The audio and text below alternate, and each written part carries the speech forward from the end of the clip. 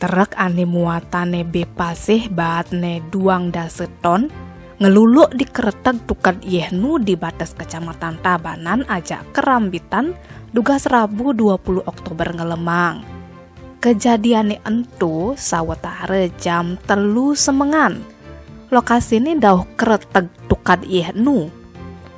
Tereki supirine teken Ahmad Bagus Setiawan Uli Lamongan, Jawa Timur.